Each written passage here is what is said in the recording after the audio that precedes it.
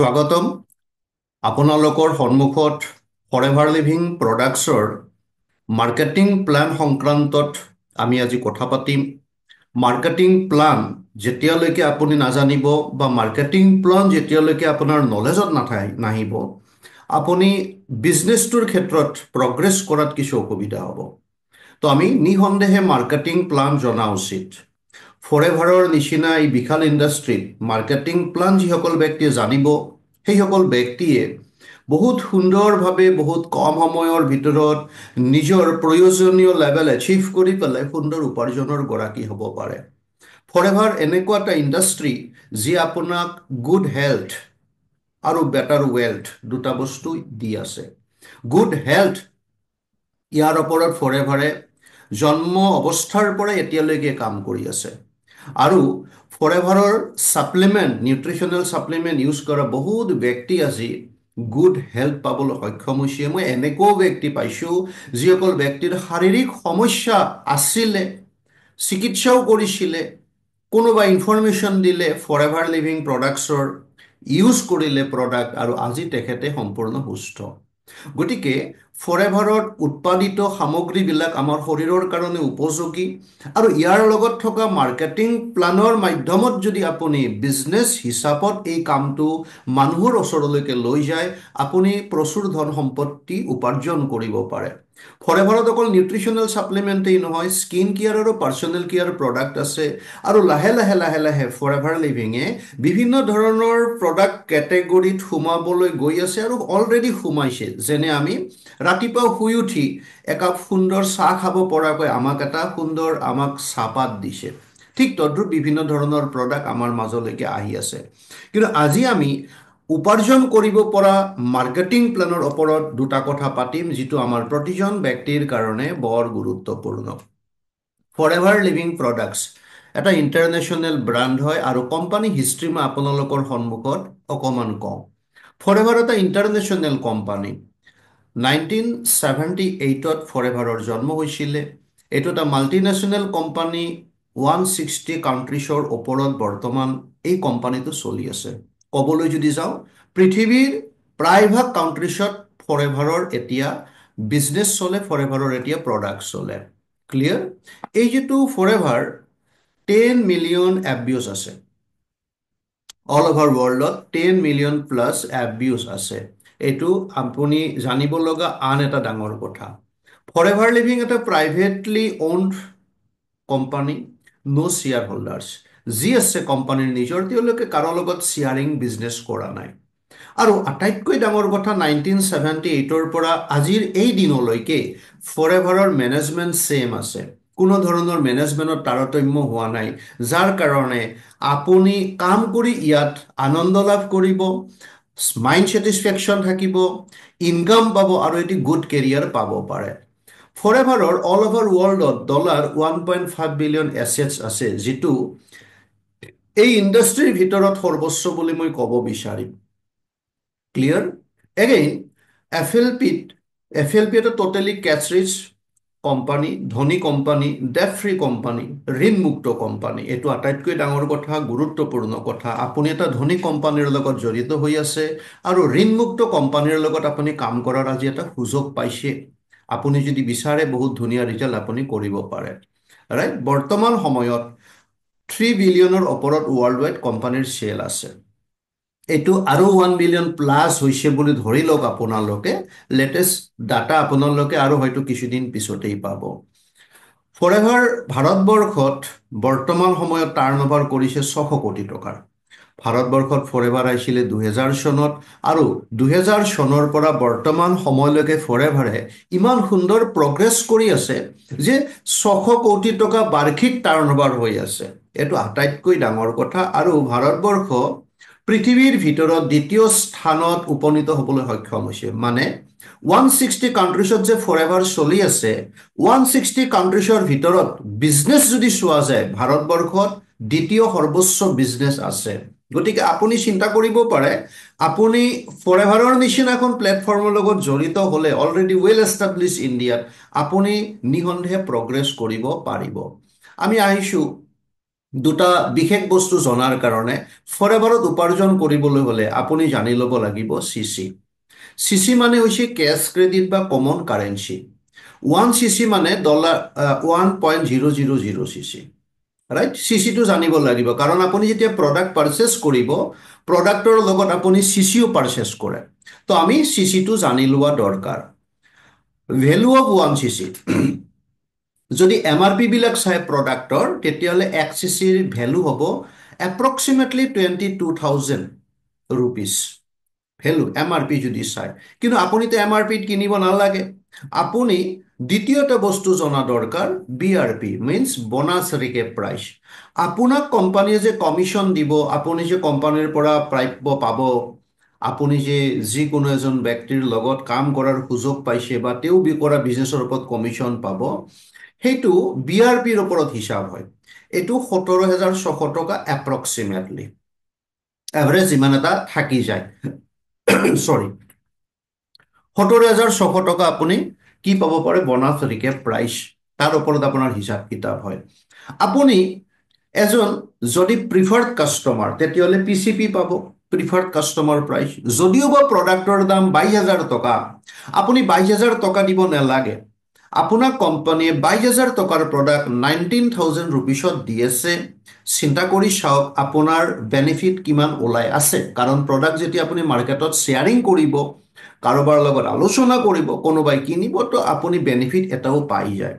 কিন্তু আপুনি যদি হোলচেল কোৱালিফাই কৰে, আপুনি যেতিয়া 2 CC বিজনেছ নিজৰ আইডিত কমপ্লিট কৰিব, আপুনি হোলচেল কোৱালিফাই কৰিব, আৰু হোলচেল কোৱালিফাই কৰাৰ পিছত আপুনি 22,000 টকাৰ প্ৰডাক্ট মাত্ৰ 14,000 টকাৰ ভিতৰতেই পাই যায়। আপুনি চাগে বুজি পাইছে, মাৰ্কেটিং প্লেনত যদি ইমান ধুনীয়া প্ৰডাক্ট, ইমান ৱৰ্ল্ডত ৰেকৰ্ড কৰা প্ৰডাক্ট, তাৰ যদি আপুনি নলেজ লয়, তো প্ৰডাক্টে ডেইলি বেচিছত আপোনাক ইনকাম দিব পাৰে। আটাইতকৈ ডাঙৰ কথা, আপুনি যদি হোলচেল কোৱালিফাই কৰে, আপুনি 22,000 টকাৰ প্ৰডাক্ট 14,000 টকাত ল'লে, মই চিচিৰ ওপৰতেই কথা কৈছোঁ মেইনলি, কিন্তু 14,000 টকাৰ ওপৰততো আপুনি কমিশ্যন নাপাব, আপুনি কমিশ্যন পাব 17,600 টকাৰ ওপৰত।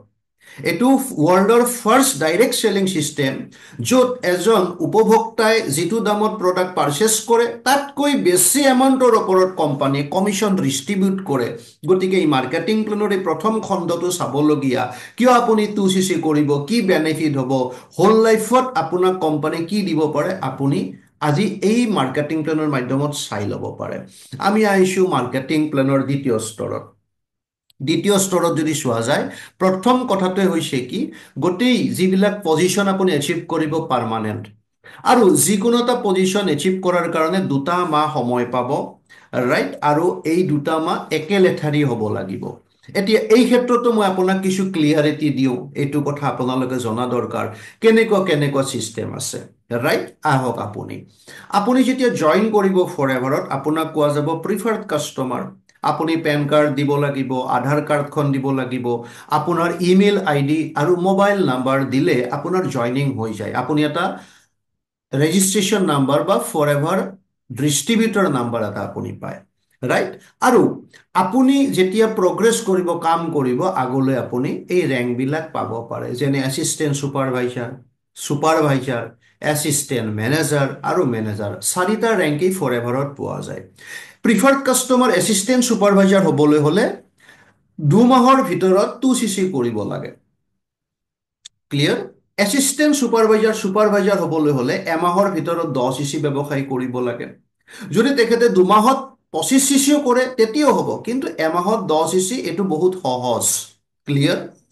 যদি এজন ছুপাৰভাইজাৰে 75 CC ব্যৱসায় 2 মাহত কৰে, যদি এজন ছুপাৰভাইজাৰে 60 CC বিজনেছ, 60 CC বিজনেছ 2 মাহত কৰে, তেখেত এছিষ্টেণ্ট মেনেজাৰ। আৰু তেখেতে যদি 120 CC বিজনেছ 2 মাহত কৰে, মেনেজাৰ। যদি কিবা কাৰণত 120 CC 2 মাহত হোৱা নাই, 4 মাহত যদি 150 CC ব্যৱসায় কৰে, তেতিয়াও মেনেজাৰ। এই কথাখিনি মনত ৰাখিব। ক্লিয়াৰ? আমি আগলৈ আহিছোঁ, বুজি পাব। এতিয়া এছিষ্টেণ্ট ছুপাৰভাইজাৰ হ'বলৈ হ'লে 2 CC হ'ব লাগিব। কাৰ? প্ৰিফাৰ্ড কাষ্টমাৰৰ। তেখেতে 2 মাহ সময় পাব। এতিয়া 2 মাহ সময় পাব, ইয়াৰ অৰ্থটো এনেকুৱা, এই 2 মাহত তেখেতে তেওঁৰ ছিনিয়ৰৰ লগত লগ হৈ পেলাই কনচাল্ট কৰি পেলাই প্ৰডাক্টৰ ট্ৰেইনিং যদি লয়, 2 মাহত ইজিলি 2 CC হয়। ইয়াত এটা কম্বো পেক আছে, ষ্টাৰ্ট ইয়ৰ জাৰ্ণি বুলি কয়। ষ্টাৰ্ট ইয়ৰ জাৰ্ণিটো এট এ টাইম পাৰচেছ কৰি ল'ব লাগে। এট এ টাইম যদি পাৰচেছ কৰে তেতিয়াও এছিষ্টেণ্ট ছুপাৰভাইজাৰ, কাৰণ ষ্টাৰ্ট ইয়ৰ জাৰ্ণি পেকটো অকণ কমতে, কম পইচাতে তেখেতে পাৰচেছ কৰিব পাৰে, ৰাইট? আগলৈ বুজি পাব। এতিয়া ছুপাৰভাইজাৰ হ'বলৈ হ'লে 10cc লাগিব এমাহৰ ভিতৰত। এমাহৰ ভিতৰত, এইটো মনত ৰাখে, লিখা আছে ইন 1 month। যদি এছিষ্টেণ্ট মেনেজাৰ আপুনি এচিভ কৰিব বিচাৰে 60cc হ'ব লাগিব 2 মাহৰ ভিতৰত। আৰু মেনেজাৰ হ'বলৈ হ'লে 120cc হ'ব লাগিব 2 মাহৰ ভিতৰত। মাৰ্কেটিং প্লেনৰ এয়া ষ্ট্ৰাকচাৰ, ক্লিয়াৰ? এতিয়া চাওক, পজিশ্যনবিলাকতো পাৰ্মানেণ্ট। প্ৰিফাৰ্ড কাষ্টমাৰৰ বেনিফিট কি? প্ৰিফাৰ্ড কাষ্টমাৰে কি পাব? প্ৰডাক্ট যেতিয়া পাৰচেছ কৰিব 5% ডিছকাউণ্ট পাব। আৰু assistant supervisor, supervisor, assistant manager আৰু মেনেজাৰ এইসকলে যেতিয়া প্ৰডাক্ট পাৰচেছ কৰিব, তেখেতসকলে হোলচেল কোৱালিফাই যেতিয়া হৈ যায় 30% ডিছকাউণ্টত প্ৰডাক্ট পায়। চিন্তা কৰকচোন, হোলচেল মানে 2cc কৰাৰ বেনিফিট কি? 5%ৰ পৰা ডাইৰেক্ট 30%লৈকে তেখেত গুচি যায়। আৰু সেইকাৰণে আমাৰ ইয়াত জইন কৰে এজন ব্যক্তিয়ে যেতিয়া প্ৰডাক্টৰ নলেজ লয়, যেতিয়া প্ৰডাক্ট ইউজ কৰে, তেখেতে অট'মেটিক 2cc বিজনেছ কৰি পেলাই হোলচেল কোৱালিফাই কৰে। এগেইন সেয়াই নহয়, হোলচেল কোৱালিফাই কৰা এজন ব্যক্তিৰ ক্ষেত্ৰত এছিষ্টেণ্ট ছুপাৰভাইজাৰ এজনে যদি 2cc কৰাৰ পিছত প্ৰডাক্ট পাৰচেছ কৰে, 30% ডিছকাউণ্টত প্ৰডাক্ট পোৱাৰ ওপৰঞ্চিও তেখেত যদি এক্টিভ থাকে 5% এক্সট্ৰা পায়, তাক পাৰ্চনেল বোনাছ বুলি কয়। ছুপাৰভাইজাৰ এজনে 30% ডিছকাউণ্ট পাব প্ৰডাক্ট কিনিলে, আৰু 8% পাৰ্চনেল বোনাছ পায়। তাত তেখেত এক্টিভ থকা বা নথকাৰ কোনো কথা নাথাকে। এছিষ্টেণ্ট মেনেজাৰ এজনে 30% ডিছকাউণ্টত প্ৰডাক্ট পায় প্ৰডাক্ট পাৰচেছ কৰিলে, আৰু তেখেতে 13% পাৰ্চনেল বোনাছ পায়। এক্টিভ থকা নথকাৰ কথা নাথাকে। আৰু মেনেজাৰ এজনে যেতিয়া প্ৰডাক্ট পাৰচেছ কৰে 30% ডিছকাউণ্টত প্ৰডাক্ট পোৱাৰ ওপৰঞ্চিও 18% পাৰ্চনেল বোনাছ পায়। ইয়াত কোনো ধৰণৰ এক্টিভ থকা নথকাৰ কোনো কথা নাথাকে।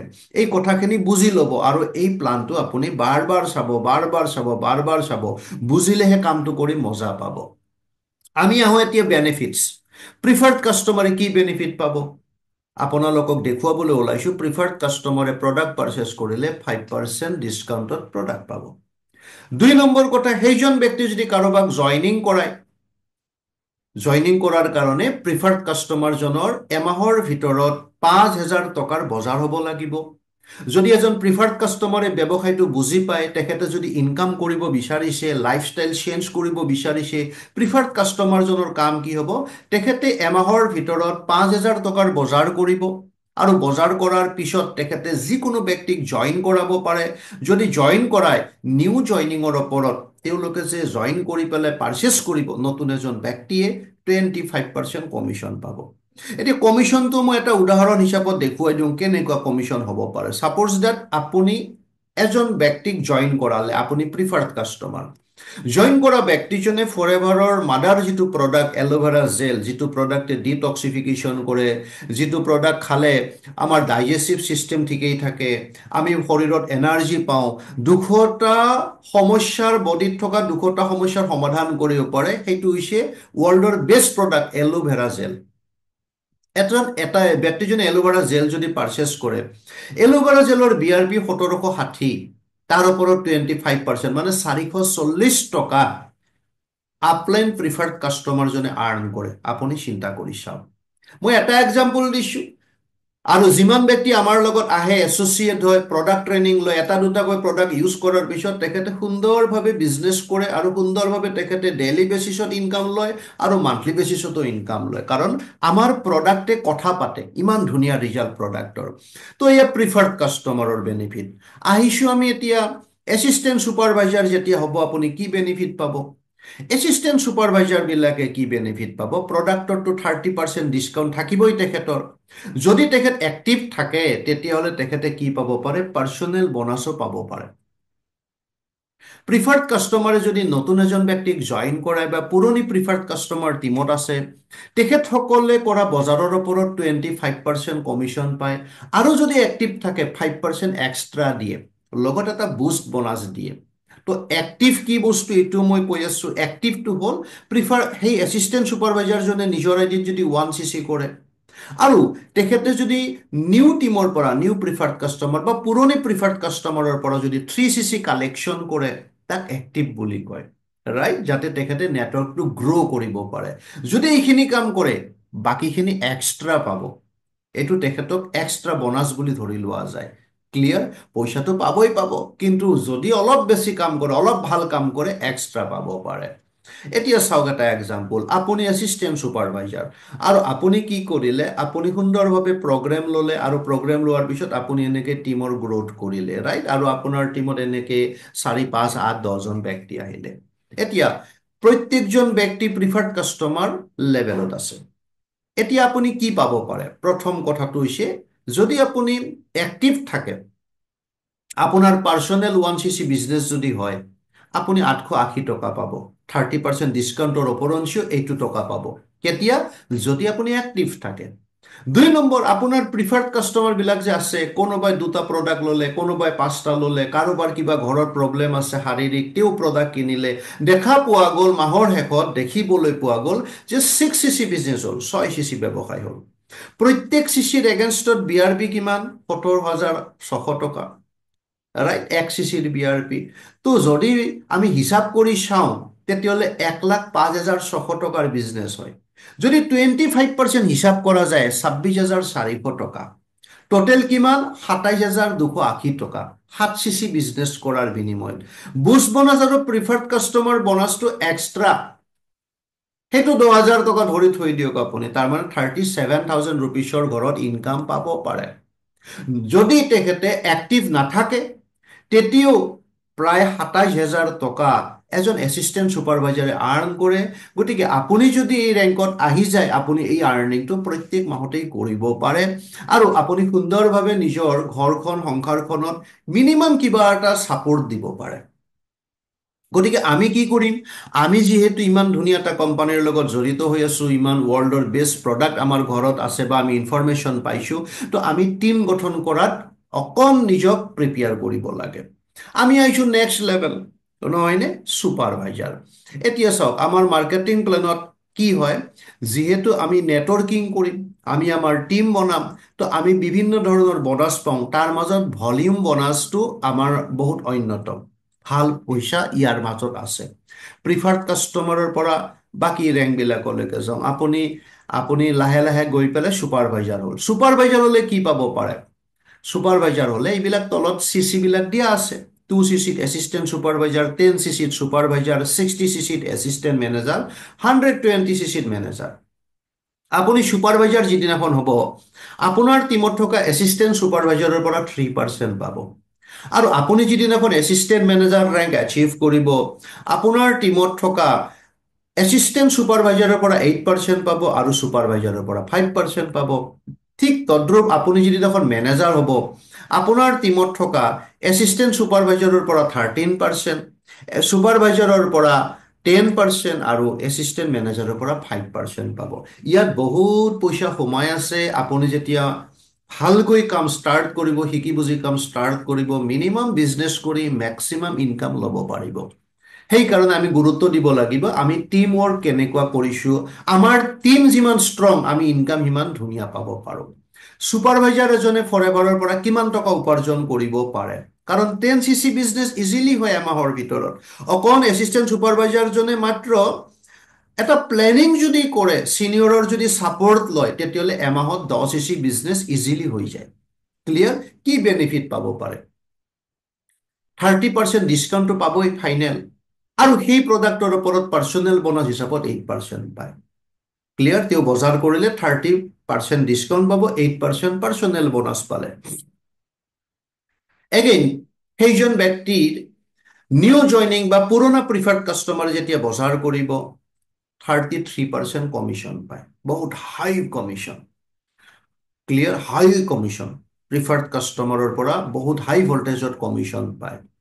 দেন তেখেতৰ টিমত যিবিলাক এছিষ্টেণ্ট ছুপাৰভাইজাৰ থাকিব, তেখেতসকলৰ বিজনেছৰ পৰা 3%, টোটেল টিমৰ পৰা 3% আহিব, আৰু বুষ্ট বোনাছ এটা পাব।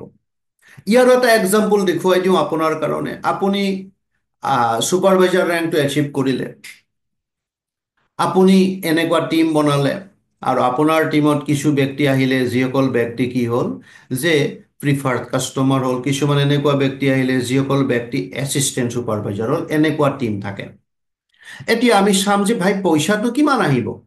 আমি যদি চাওঁ তেতিয়াহ'লে আমি দেখিবলৈ পাম, এক্সাম্পল এটা দিছোঁ, আপুনি পাৰ্চনেল XCC যদি ব্যৱসায় কৰে 30% ডিছকাউণ্ট পাবয়ে, লগত 8% পাৰ্চনেল বোনাছ পাব, তো 1408 টকা পাব।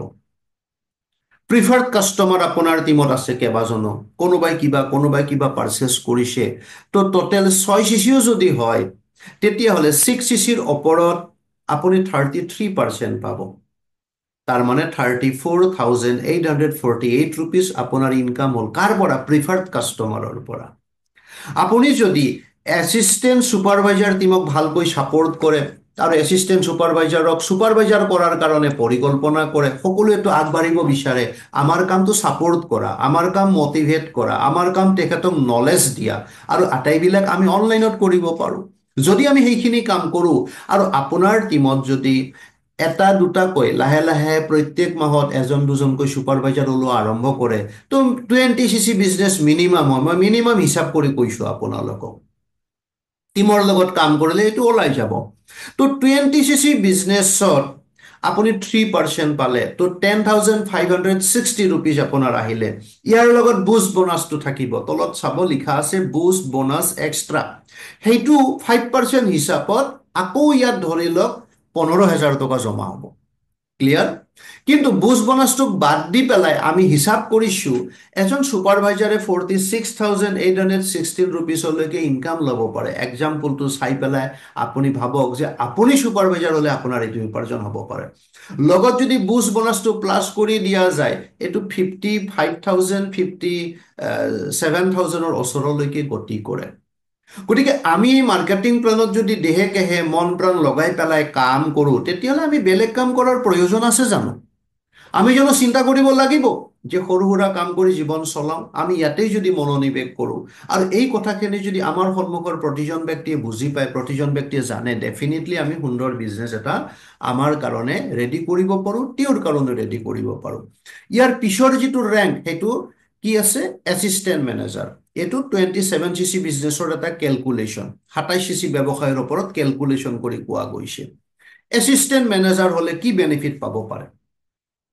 আপুনি এছিষ্টেণ্ট মেনেজাৰ হ'বলৈ হ'লে 2 মাহৰ ভিতৰত 60 CC বিজনেছ কৰিব লাগিব। তাৰ কাৰণে আপুনি নিজক প্ৰিপেয়াৰ কৰক। আপোনাৰ টিমত যদি 6টা লাইনৰ 6জন ব্যক্তিক এছিষ্টেণ্ট ছুপাৰভাইজাৰৰ পৰা ছুপাৰভাইজাৰ বনাই, আপুনি এছিষ্টেণ্ট মেনেজাৰ। 3জনক এই মাহত বনাওক, 3জনক অহা মাহত বনাওক, 6জন হৈ গ'ল, 60 CC আহি গ'ল, আপুনি এছিষ্টেণ্ট মেনেজাৰ। প্লেনিং কৰিলে গোটেইখিনি সম্ভৱপৰ। আপুনি লেভেল এচিভ কৰিবলৈ হ'লে আপুনি টিমক এচিভমেণ্ট দিয়াব লাগিব, তাৰ কাৰণে মটিভেশ্যন লাগিব, নলেজ লাগিব, আপুনিও ফিজিকেল আৰু মেণ্টেলি তেওঁৰ লগত থাকিব লাগিব। এতিয়া চাওক, আপুনি 60 CC বিজনেছ 2 মাহত কমপ্লিট কৰিলে এছিষ্টেণ্ট মেনেজাৰ হ'ল। ইয়াত কি হ'ব? আপুনি পাৰ্চনেল বোনাছ পাব 13%, ডিছকাউণ্ট 30% থাকিবই, প্লাছ পাৰ্চনেল বোনাছ 13%। তো প্ৰডাক্টত আপুনি হাই ফাই এটা বেনিফিট লৈ আছে। লগত আপুনি কি টিম অলৰেডি আছে আপোনাৰ, আপুনি আৰু নতুন টিম গঠন কৰি আছে, আৰু নতুন মানুহৰ লগত কথা পাতি আছে। এতিয়া চোৱা গ'ল যে আপোনাৰ প্ৰিফাৰ্ড কাষ্টমাৰৰ টিম আছে, 4-5টা টিম আছে। তো প্ৰিফাৰ্ড কাষ্টমাৰৰ টিমৰ বিজনেছৰ ওপৰত আপুনি 38% কমিশ্যন পাব, যিটো বহুত বহুত বেছি। এগেইন আপোনাৰ টিমত এছিষ্টেণ্ট ছুপাৰভাইজাৰ থাকিব, তেখেতসকলৰ টিমৰ বিজনেছৰ ওপৰত 8% পাব আপুনি। আপোনাৰ টিমত ছুপাৰভাইজাৰ টিম থাকিব, তেখেতসকলৰ টোটেল টিমৰ ওপৰত আপুনি 5% ভলিউম বোনাছ পাব, লগত বুষ্ট বোনাছ এক্সট্ৰা। ইয়াৰো যদি মই আপোনাক এক্সাম্পল দিব লাগে, আপুনি যদি পাৰ্চনেল 1 CC বিজনেছ কৰে, তেতিয়াহ'লে 1 CC ব্যৱসায়ৰ ওপৰত আপুনি 13% পাব, 2,280 টকা পাব। আপোনাৰ প্ৰিফাৰ্ড কাষ্টমাৰবিলাকৰ পৰা যদি 4 CCও আপুনি আৰ্ণ কৰে, তেতিয়াহ'লে 4 CCৰ ওপৰত আপুনি 23%, 232 ৰুপিজ পাব। আপোনাৰ টিমৰ এছিষ্টেণ্ট ছুপাৰভাইজাৰৰ পৰা যদি 20 CC বিজনেছ কালেকশ্যন কৰে, 8% হিচাপত 28,160 ৰুপিজ পাব। আপোনাৰ টিমৰ ছুপাৰভাইজাৰৰ পৰা যদি আপুনি 20 CC কালেকশ্যন কৰে, 17,600 টোটেলত 71,272 ৰুপিছৰ এইটো প্লেনিং। কিমান চিচি? Only 45cc। 45cc ইমান বিজনেছ হ'ব পাৰে, আপুনি ইমান কমিশ্যন পাব পাৰে। আপুনি চিন্তা কৰি চাওক। আপুনি যদি বিচাৰে আপুনি ডেফিনেটলি ইয়াৰ পৰা বেনিফিট ল'ব পাৰে। আপুনি ইয়াৰ লগত যদি সংগতি ৰাখি ভালকৈ কাম কৰে তেতিয়াহ'লে মাৰ্কেটিং প্লেনতেই আপুনি ধনী হোৱাৰ আপুনি ৰাস্তাটো বিচাৰি পাব। 70,000 কম নহয়। বুষ্ট বনাছ এক্সট্ৰা, বুষ্ট বনাছত আৰু 15,000 প্লাছ হ'ব। তেতিয়াতো আপুনি চিন্তা কৰি চাওক কিমান হ'ল। ঠিক তদ্ৰূপ আমি যদি আগবাঢ়ো, মেনেজাৰ এজনে কি বেনিফিট পাব পাৰে? এজন মেনেজাৰৰ ক্ষেত্ৰত যদি আপুনি চাই 120cc বিজনেছ 2 মাহত কৰি তেওঁ মেনেজাৰ ওলাব লাগে, নতুবা 4 মাহৰ ভিতৰত 150cc। দুটা অপশ্যন আছে। এতিয়া চাওক, এজন মেনেজাৰে যেতিয়া বজাৰ কৰিব, বজাৰ কৰিলে 30% ডিছকাউণ্ট পাব আৰু পাৰ্চনেল বনাছ পাব 18% প্ৰডাক্টৰ ওপৰত। কিমান ধুনীয়া এটা বেনিফিট পাই আছে। এতিয়া তেখেতৰ বিজনেছ গ্ৰ' আছে, তেখেতৰ প্ৰিফাৰ্ড কাষ্টমাৰ থাকিব, 43% তাৰ পৰা পাব। এছিষ্টেণ্ট ছুপাৰভাইজাৰ আছে, তাৰ পৰা 13% আহে। ছুপাৰভাইজাৰৰ টীম আছে, 10% কমিশ্যন আহে। এছিষ্টেণ্ট মেনেজাৰৰ টীম আছে, 5% আহে। আৰু তেখেতৰ কি আছে? মেনেজাৰৰ টীম থাকে, আৰু মেনেজাৰৰ পৰা লিডাৰশ্বিপ বনাছ পায়। কেনেকুৱা? 6%, 3% আৰু 2%। ইমান ধুনীয়া এটা বিজনেছ ষ্ট্ৰাকচাৰ আপুনি চাওক। এতিয়া মই যদি আপোনাক দেখুৱাওঁ যে এজন মেনেজাৰে বিজনেছ কৰিলে কিমান পাব। মিনিমাম বিজনেছ 65cc বিজনেছ যদিও কৰে কিমান টকা পাব পাৰে। পাৰ্চনেল বনাছ তেখেতৰ যদি 1cc নিজৰ হয় তাৰ ওপৰত 18% হিচাপত 3,168 ৰুপিজ পায়। প্ৰিফাৰ্ড কাষ্টমাৰৰ পৰা যদি 4cc কালেকশ্যন কৰে 43% কমিশ্যন পায়, 30,272 ৰুপিজ। এছিষ্টেণ্ট ছুপাৰভাইজাৰৰ পৰা যদি 20cc কালেকশ্যন কৰে তেতিয়াহ'লে 13% হিচাপত 45,760 ৰুপিজ। ছুপাৰভাইজাৰ টীমৰ পৰা যদি 20cc কালেকশ্যন কৰে 35,200 ৰুপিজ। এছিষ্টেণ্ট মেনেজাৰৰ পৰা যদি 20cc কালেকশ্যন কৰে 17,600 ৰুপিজ। আল্টিমেট 1,32,000 ৰুপিজ তেখেতে আৰ্ণ কৰে। যদি 65cc ব্যৱসায় হয়, মাত্ৰ বুষ্ট বনাছ এক্সট্ৰা 20,000 টকা প্লাছ হৈ যাব এপ্ৰক্সিমেটলি। তাৰ মানে 1.5 লাখ টকা এজন মেনেজাৰে মিনিমাম উপাৰ্জন কৰিব পাৰে এই মাৰ্কেটিং প্লেনত। আজি কোনে দিব ইমান টকা? যদি তেখেতে ভাবে, বিচাৰে, ধুনীয়া এটা ৰিজাল্ট তেখেতে পাব পাৰে। লগত তেখেতে বুষ্ট বনাছ পাব। বুষ্ট বনাছৰ উপৰিও কাৰ প্লেন পাব। কাৰ প্লেন কেনেকুৱা? 3টা কাৰ প্লেন আছে, level 1, level 2, level 3। Level 1 achieve কৰিলে মানে এইটো এচিভ কৰিব লাগিব 26,000 টকা মান্থলি পাব। লেভেল 2 এচিভ কৰিলে 39,000 মান্থলি পাব। লেভেল 3 এচিভ কৰিলে 52,000 মান্থলি পাব। এইটো 3 বছৰ পাব। আৰু এইটো পেকেজ আপুনি চিন্তা কৰি চাওক। গাড়ী কিনাৰ পইচা পালে লগত কি পাব? তেখেতে এটা নেশ্যনেল টুৰ পাব, এটা ইণ্টাৰনেশ্যনেল টুৰ পাব, এই গোটেইখিনি ডমেষ্টিক ট্ৰেভেল পাব। ৰাইট? ডমেষ্টিক ট্ৰেভেল তেখেতৰ জীৱনত আহিব পাৰে ধুনীয়াকৈ। এনেকুৱা হৈ যোৱা কিছুমান মই আপোনালোকক দেখুৱাইছোঁ। নেশ্যনেল টুৰ 5 ষ্টাৰ হোটেলৰ ভিতৰত এইটো এজন ডিষ্ট্ৰিবিউটৰে পাব পাৰে। ইণ্টাৰনেশ্যনেল ট্ৰেভেল পাব। ৰাইট? আৰু এনেকৈ গৈ পেলাই তেখেতে এই বিজনেছৰ এই মাৰ্কেটিং প্লানত বহুত ধুনীয়া এটা ৰিজাল্ট পাব পাৰে। মাত্ৰ 3টা বছৰ যদি তেখেতে ভালকৈ কাম কৰে, শিকি বুজি কাম কৰে, সেই ব্যক্তিজনে যদি নিজৰ বিজনেছ বুলি কাম কৰে ধুনীয়া এটা ৰিজাল্ট পাব পাৰে। মই দেখিছোঁ ফৰএভাৰ লিভিঙৰ মাৰ্কেটিং প্লান যিজন ব্যক্তিয়ে ভালকৈ বুজে আৰু ফৰএভাৰ লিভিঙৰ প্ৰডাক্টৰ ইনফৰমেশ্যন যাৰ ওচৰত থাকে সেইজন ব্যক্তিয়ে বেলেগ কাম নকৰিলেও জীৱনত সুন্দৰভাৱে চলি থকাৰ সুযোগকণ বিচাৰি পায়। তো এনেকুৱা এটা মাৰ্কেটিং প্লান আপোনাৰ জানো প্ৰয়োজন নাই?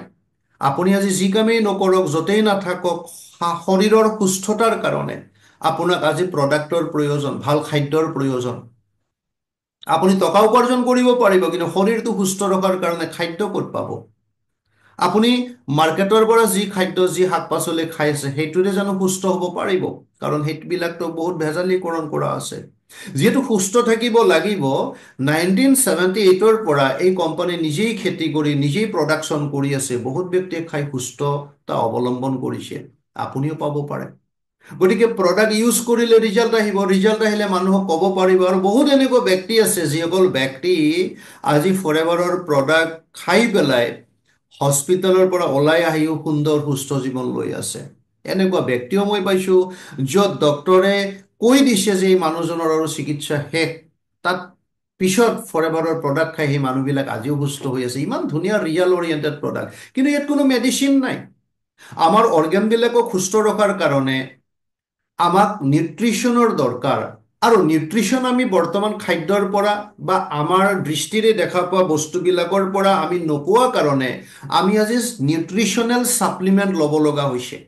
আৰু নিউট্ৰিশ্যনেল ছাপ্লিমেণ্টৰ এই দুনিয়াখনত, এই জগতখনত ফৰেভাৰ লিভিং প্ৰডাক্টছে বিগত 1978ৰ পৰা ৰেকৰ্ড কৰি আহিছে।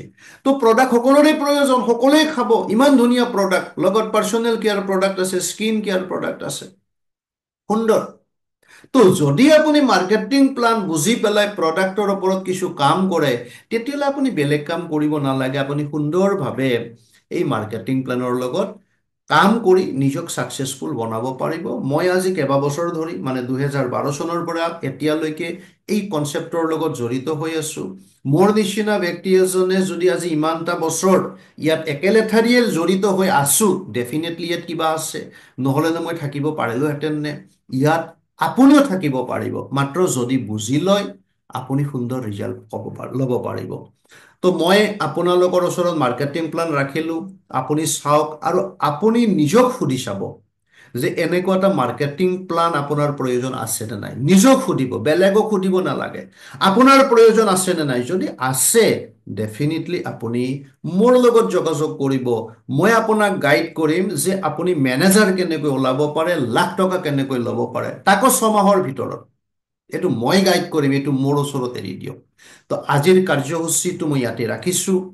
ভাল লাগিলে আপুনি এই কাৰ্যসূচীটো আগলৈ শ্বেয়াৰ কৰিব, মানুহক দিব, সকলোৱে চাওক, সকলোৱে বেনিফিট হওক। কাৰণ ইয়াত আপুনি যদি ভাল কাম কৰিব বিচাৰিছে, তো আপোনাক এটা সুন্দৰ সুস্থ সবল টীমৰ দৰকাৰ। আৰু গতিকে টীমৰ ওচৰত যদি আপুনি ইনফৰমেশ্যন শ্বেয়াৰিং কৰে, তেওঁ যদি চায় ভিডিঅ'টো বা তেওঁ যদি কাৰ্যক্ৰমণিকাটো চায়, তেওঁ কি পাব পাৰিব?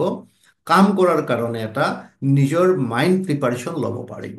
তো ভাল লাগিল, বহুত বহুত ধন্যবাদ আপোনালোক প্ৰতিজন ব্যক্তিলৈকে। ভালকৈ থাকক, সুখত থাকক, ভালকৈ কাম কৰি পেলাই নিজক ছাকচেছফুল কৰক। Thank you so' much.